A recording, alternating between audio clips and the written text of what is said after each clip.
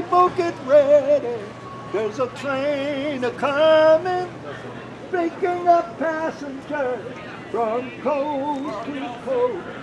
I love to sing, and I think in my songs I have a message. What's your message?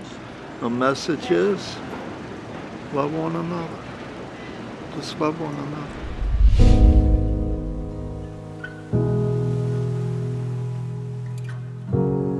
Yes, there's a lot more people struggling. You're seeing a lot more homeless than you used to see. So what do you attribute that to since you've been here? In one word, greed.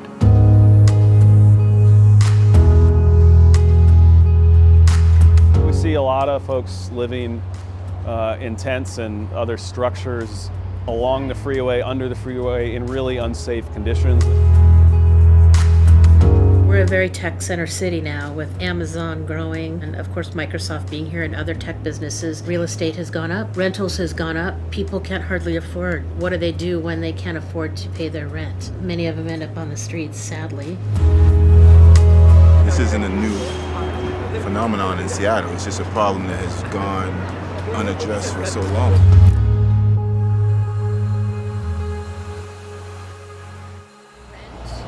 Excuse me, I want to say something to this place. I want to say that Seattle's a beautiful city. There's a lot of problems with the homeless, but guess what? We'll be survive because the law will protect all those. Amen.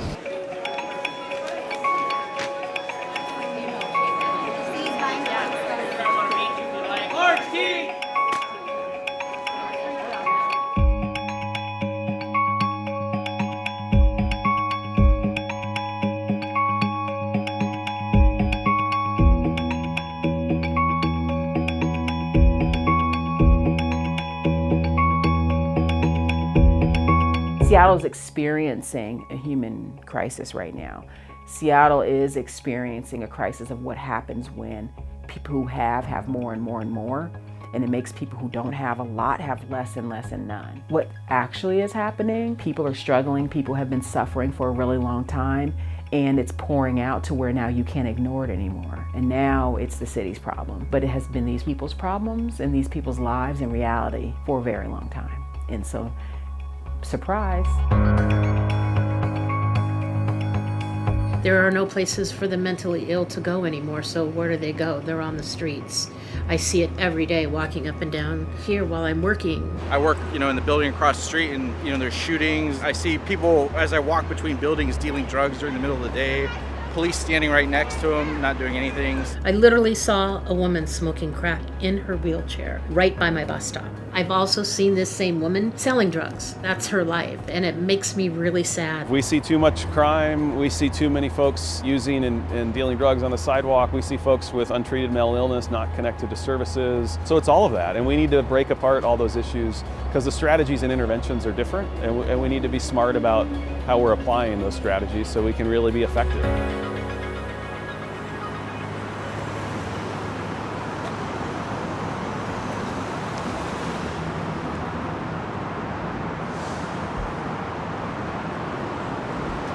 The decriminalization of drugs in and of itself is a problem. I'm not a proponent of prisons or any of that stuff. That's not what I'm suggesting. But when you decriminalize something so you don't have to deal with it, are you really still solving the problem?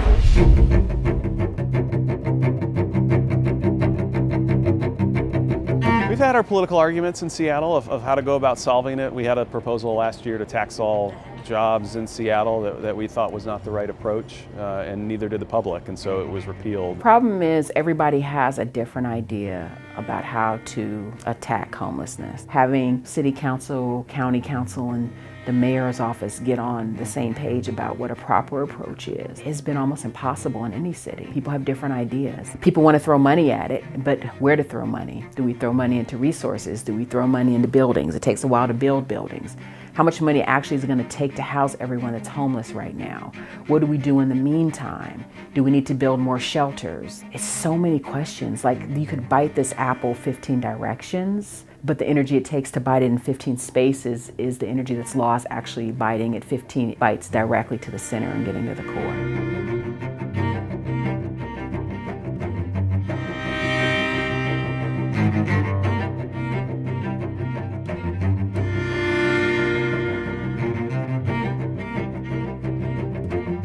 believe that our faith in Jesus Christ is actually the core of where healing begins.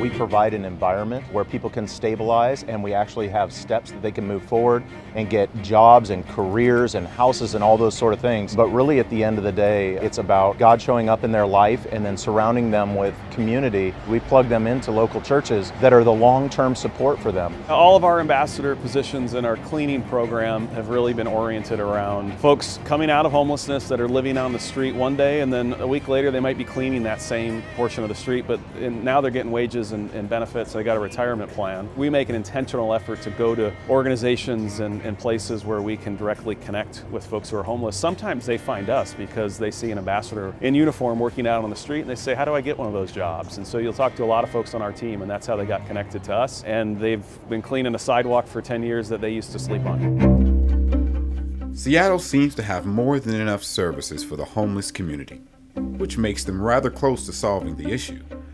What they need to do is find a way to gather their services to create one goal to help the city. They all do seem to agree on one thing, though. Well, hopefully in 5 years, the money that has been given to help create places for the homeless to go, that those people will be at home and that people don't feel unsafe to walk in the streets, because I've been here all my life and it's very hard to see. We have some approaches that we know work. Housing First, and we've been leaders nationally with some of the nonprofits here that have developed that model, and we're expanding that effort with a lot of investment from the private sector in some of those campaigns that nonprofits are leading.